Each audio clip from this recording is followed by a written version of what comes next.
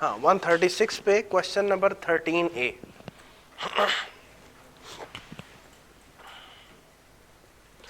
पढ़ो जरा, खुद पढ़ो इसको। 13A यानी कि इंतहा दर्जे का भी कोई आसान सवाल हो सकता है ना, ये वो है।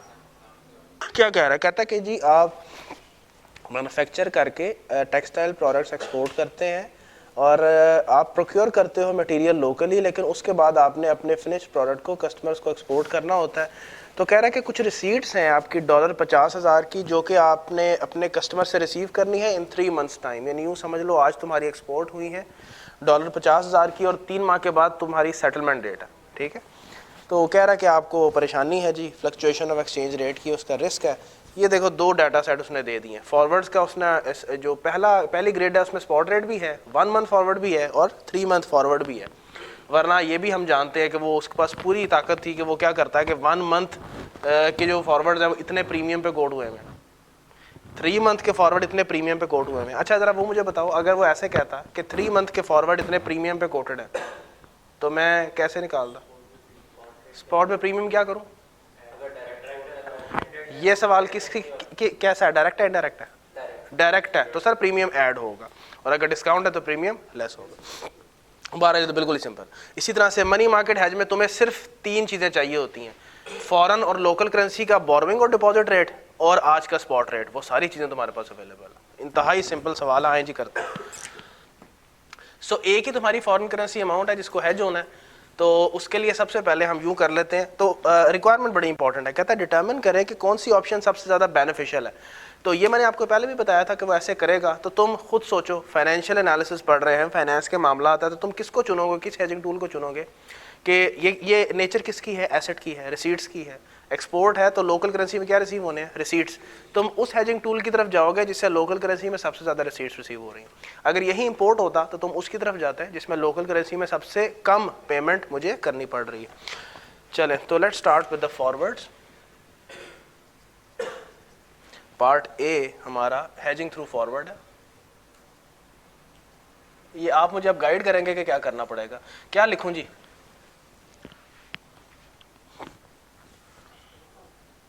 फॉरवर्ड कॉन्ट्रैक्ट कैसे किया जाता है, किस तरह से, क्या इसका फाइनल आउटकम निकालना है, मैंने यही करना है ना, और तो कुछ नहीं करना। तो क्या तरीकेकार है?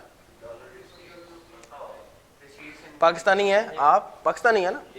हाँ, तो PKR रुपीज़ में रिसीट्स, रिसीट्स रुपीज़ में रिसीट्स, या रिसीट्स इन PKR कर लें, एक ही बात है जी। क्या अंदाज होना चाहिए? हमें देखना पड़ेगा डायरेक्ट है या इनडायरेक्ट कोट है। इट्स अ डायरेक्ट कोट, और आप ABLS लगा लें। It is an asset, so buying rate, buying rate छोटे वाला होता है डायरेक्ट कोट में। तो 3 मंथ फॉरवर्ड उठाना है, बड़ा इंपॉर्टेंट है। स्पॉट रेट उठा लेते हैं, 3 मंथ फॉरवर्ड बाइंग रेट उठाना है। और ये उससे भी आसान कर दिया उसने, बाइंग सेलिंग तक लिख दिया ऊपर। 177.555 पर डॉलर। कितने डॉलर है? 50,000। चलो जी निकालो।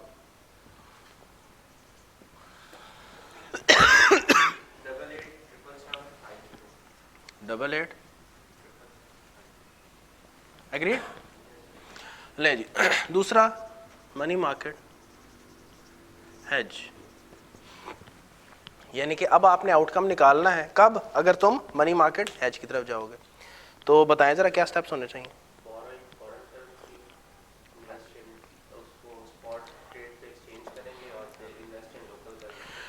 बिल्कुल ऐसा ही है, शुरू यहाँ से करें कि it is what, it is a foreign currency asset, local currency asset बनाए। लोकल करेंसी एसेट कैसे बनेगा? जब लोकल करेंसी में इन्वेस्ट करेंगे। लेकिन first borrow in foreign currency, convert and then invest in local currency. सवाल कहाँ से शुरू होगा? फॉरेन करेंसी में बोरोइंग कितनी करनी है। So step number 1, amount to be borrowed in dollars, foreign currency dollars है टुडे, और सर इसकी कैलकुलेशन x से होगी 1 प्लस। अब देख लेते हैं कि डॉलर्स में हमारे पास बोरिंग रेट हमें क्या ऑफर हो रहा है 2.75। बिल्कुल सही है बच्चा। कितनी देर के लिए बोरिंग करेंगे? 3 मंथ्स के लिए, बिल्कुल सही। और सच दैट ये अमाउंट कितनी बन जाए आफ्टर 3 मंथ्स? 50,000। जो अमाउंट हेज करनी है इसके बराबर बन जाए। तो ये जो तुम्हारी फॉरेन करेंसी लायबिलिटी खड़ी कर रहे हो तुम आज, ये प्लस इंटरेस्ट देयर ऑन, ये किसके बराबर हो जाएगा आफ्टर 3 मंथ्स? एग्जैक्टली $50,000 के।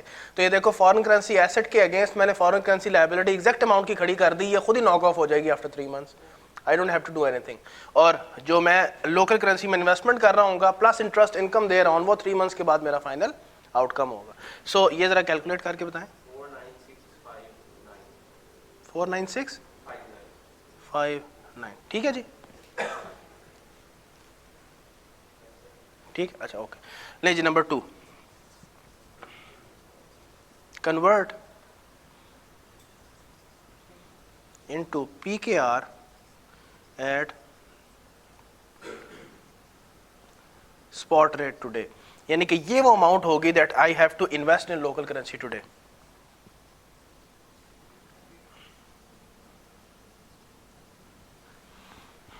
ठीक है जी, $49659। जी सर फरमाएं ज़रा, ये मैंने क्या बताया था कि ये स्टेप में क्या अप्लाई करना है ABLS, क्या तरीक़ेकार होना चाहिए बताएं। It is an asset, so buying rate direct court में छोटे वाला होता है, तो अप्लाई करेंगे और मल्टीप्लिकेशन लगेगी। सो कौन सा स्मॉल रेट उठाऊं? स्पॉट रेट कितना है? 178.65 मल्टीप्लाई किया जाएगा।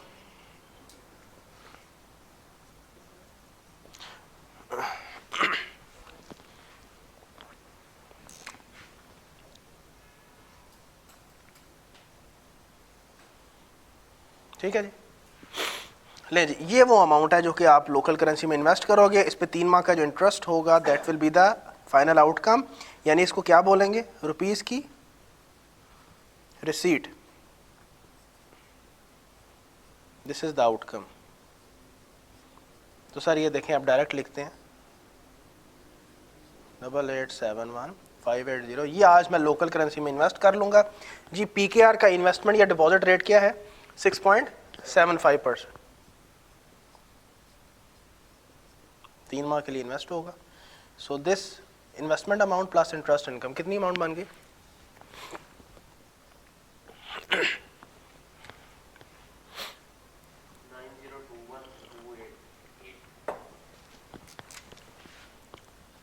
9021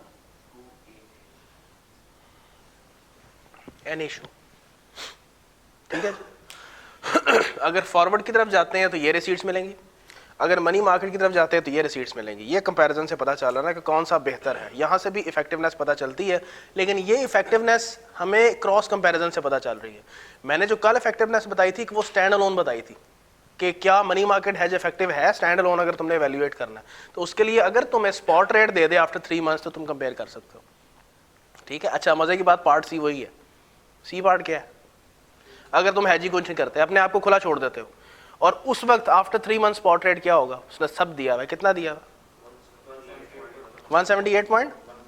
देखो इसमें भी सहूलत दे दी है, इसमें भी तुम्हें बड़ा छोटा रेट उठाने की जरूरत नहीं है, एक ही रेट है, कन्वर्जन करके देख लो कि भाई अगर मैं हैज नहीं करता तो भाई सीधी सी बात है, अकल का तकाजा है, जो रेट है उस वक्त जो चल रहा है मैं उस पर उसको कन्वर्ट कर लूंगा।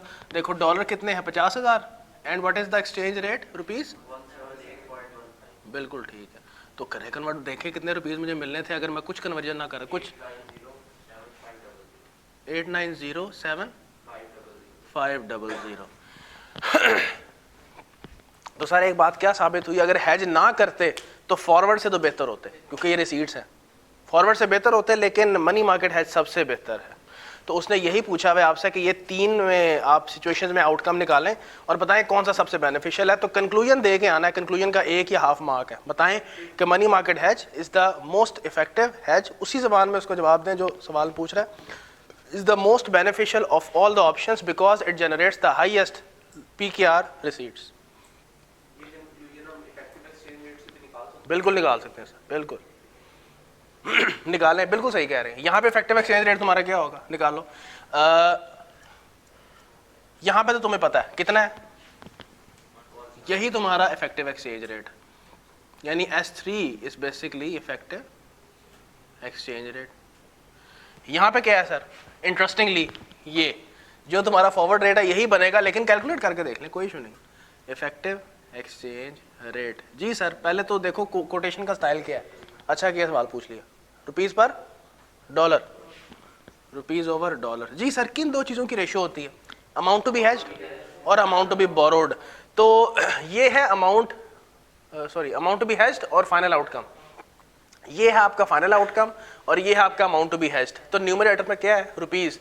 तो दोनों में से रुपीस में क्या है? Final outcome. फाइनल आउटकम को ऊपर लिखा जाएगा रुपीस 88,777,750 ओवर, डिनोमिनेटर में डॉलर्स है और जो अमाउंट टू बी हेज्ड है दैट्स इन डॉलर्स।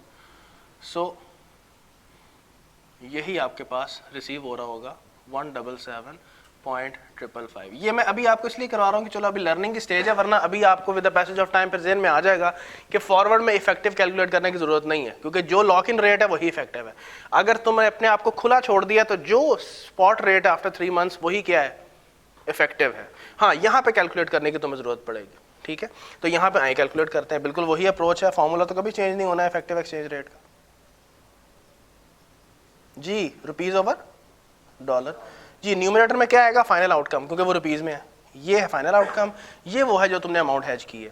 तो प्लेस करें ऊपर रुपीस 90212288 ओवर डॉलर्स कितने हैं बताओ जी? 180.43 पर डॉलर्स। करो जी कंपैरिजन। ये देखो, एक तो तुम्हारा फॉरवर्ड का इफेक्टिव एक्सचेंज रेट क्या है कि $1 के बदले तुम्हें 177.555 मिलेंगे। अगर ओपन छोड़ देते तो हर डॉलर के बदले 178.15 मिलते। लेकिन अगर मनी मार्केट हैज में जाते हो तो हर डॉलर के बदले तुम्हें 180 मिलेगा। यहाँ से भी वैल्यूएट हो सकता है।